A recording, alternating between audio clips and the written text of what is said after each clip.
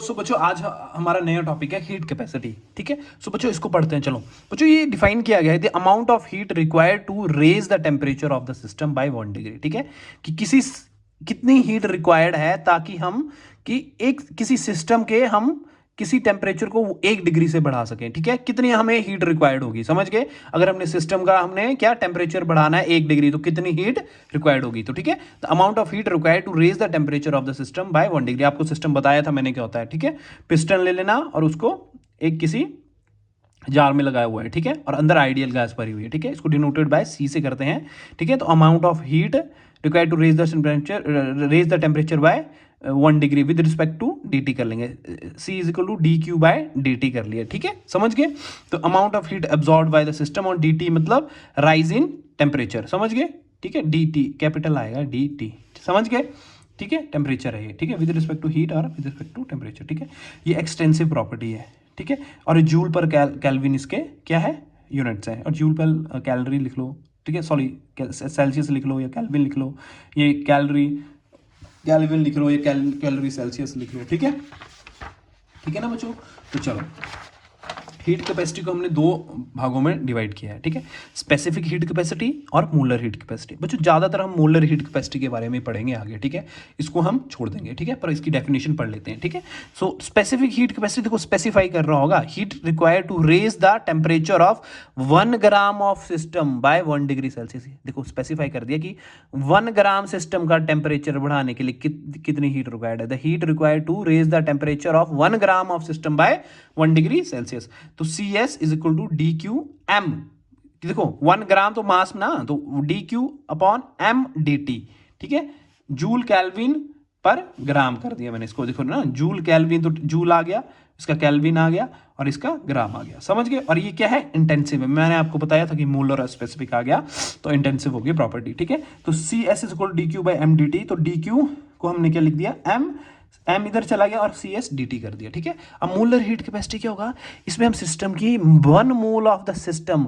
ठीक है, इसमें हम heat require to raise the temperature of 1 mole of the system by 1 degree Celsius. ठीक है, कि मतलब कितनी हीट रिक्वायर्ड है कि 1 mole of the system by 1 degree को अगर हमने रेज करना है। ठीक है, तो किससे करनी है, एम से ना, तो इसको एम से डिनोट कर रहे हैं। C M is equal to D Q by N D T, heat required to raise the temperature of 1 mole of the system by 1 degree Celsius. तो joule per kelvin per mole, number of इसको क्या, number of moles को क्या मोल में लिखना है। ठीक है, तो क्या है, इंटेंसिव प्रॉपर्टी है। ठीक है, so D Q is equal to N C M D T. ठीक है, समझ गए।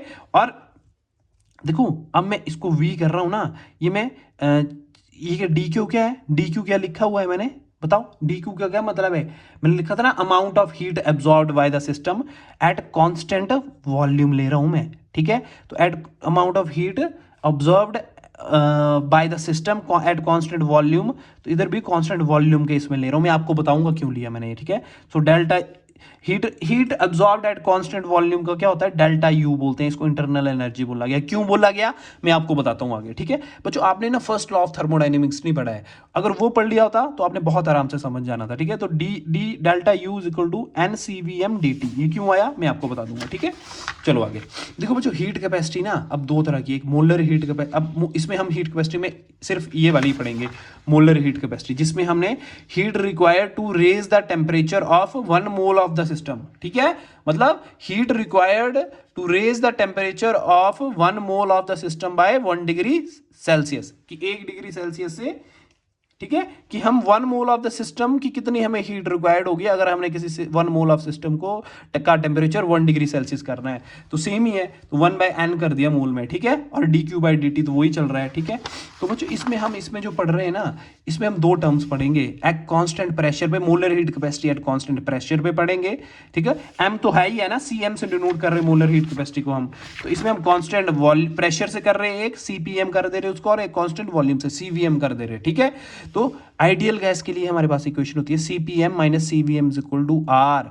ठीक है, और जब सीपीएम हम नंबर ऑफ मोल्स कर दिए एन और सीवीएम एन कर दिया इज इक्वल टू आर, तो ये क्या करेगा, एन इधर कभी ऐसा नहीं होता Cp minus Cv is equal to R नहीं होता है, वो क्या होता है, वो n इज इक्वल टू 1 पे एक मोल के लिए होता है वो, पर एक सभी के लिए एप्लीकेबल नहीं है। 1 मोल के लिए अगर आपको दिया होगा n is equal to 1, then आप लिख सकते हो Cp minus Cv is equal to R, पर ऐसे नहीं लिख सकते क्योंकि ये नंबर ऑफ मोल्स के लिए है। Cp minus Cv is equal to nr, वहां वो आपको स्पेसिफाई करेगा कि कितने मोल के लिए, अगर 2 के लिए होगा तो n की वैल्यू 2 चली जाएगी। समझ गए, समझ गए। ये क्या है, m क्या है, m क्या है यहाँ पे, Cp m क्या है, m क्या है, मोलर, मोल्स हैं ये, ठीक है, मोलर हीट कैपेसिटी है।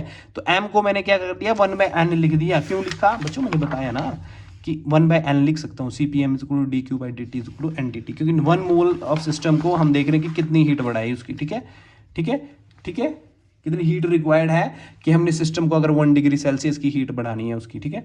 तो Cpn और Cpm इज इक्वल टू, तो Cp minus Cv is equal to nr, ठीक है।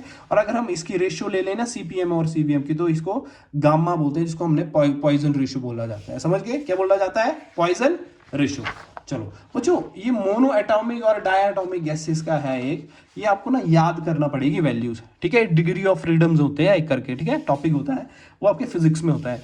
तो अगर हम ऐसा पता कर लें कि मोनो एटॉमिक गैसेस के लिए हीलियम, नियॉन, आर्गन, क्रिप्टॉन के लिए, ठीक है, ठीक है, CVM की वैल्यू 3r/2 होती है और CPM की 5r/2 होती है, ठीक है। और इसकी पॉइजन रेशियो क्या होती है, 5/3।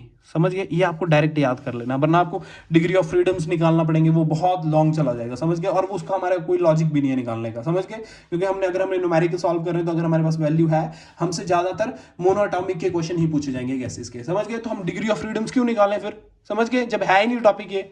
समझ गए, तो चलो देखो बच्चों, मोलर हीट कैपेसिटी के बारे में मैंने आपको बताया कि ये क्यों लिखा था मैंने, ठीक है, मैं आपको बताने लगा। देखो बच्चों, मोलर हीट कैपेसिटी क्या है, मोलर हीट कैपेसिटी में क्या कहते हैं कि कितनी हीट रिक्वायर्ड है कि हमने 1 मोल ऑफ सिस्टम का टेम्परेचर हमने 1 डिग्री सेल्सियस करना है, तो हमें कितनी हीट रिक्वायर्ड होगी। तो Cm is equal to dq/n/dt, 1 mole of system अगर हमने बढ़ाना है, ठीक है, तो dq इधर आ गया, तो NCm/dt। अगर हमने एट कांस्टेंट वॉल्यूम पे लेना है ना, तो हम इसको डेल्टा U लिखते हैं, ठीक है। तो NCVM/dt इसको याद कर लेना, ठीक है। अगर एट हीट, क्या heat absorbed by the system at constant volume हो रहा है ना, तो डेल्टा U लिखेंगे उसको मैं, ठीक है। क्या बोल रहा हूं मैं, heat absorbed eight constant volume, ठीक है, ठीक है, heat absorbed by the system at constant volume, तो क्या है, उसको डेल्टा U लिखते हैं और NCVM/dt करते हैं, ठीक है। अगर कांस्टेंट प्रेशर पे हीट ऑब्जॉर्व होगी, तो उसको क्या लिखेंगे, डेल्टा H, इसको याद रखना, ठीक है। एंथैल्पी, और ये क्या है, ये क्या है, डेल्टा U क्या होता है, इंटरनल एनर्जी। समझ गए, समझ गए, इसको मैं पढ़ाऊंगा आपको, क्योंकि अभी आप समझ नहीं सकते इसको, पर आगे समझ आएगा, आप इसको याद कर लो। समझ गए, क्योंकि जब फर्स्ट लॉ का हम एक्सप्रेशन देखेंगे, तो उसमें जब मैं क्या वॉल्यूम को कांस्टेंट रखूंगा, ठीक है, जब मैं वॉल्यूम को कांस्टेंट रखूंगा, तो आपके पास ये बन के आएगा। समझ गए, और उस टाइम में आपको ये पढ़ाऊंगा, ठीक है। आपको ऐसे बताया नहीं जाएगा ये, ठीक है, बोर्ड क्लासेस में, पर मैं आपको बता रहा हूँ क्योंकि आपको न्यूमेरिकल सॉल्व करने, तो इंटरनल एनर्जी का न्यूमेरिकल और इंथैल्पी का डायरेक्ट पूछा जाता है, तो आप ये मोलर हीट कैपेसिटी में लगा के निकाल सकते हैं। समझ गए, so thank you so much, bye bye, take care.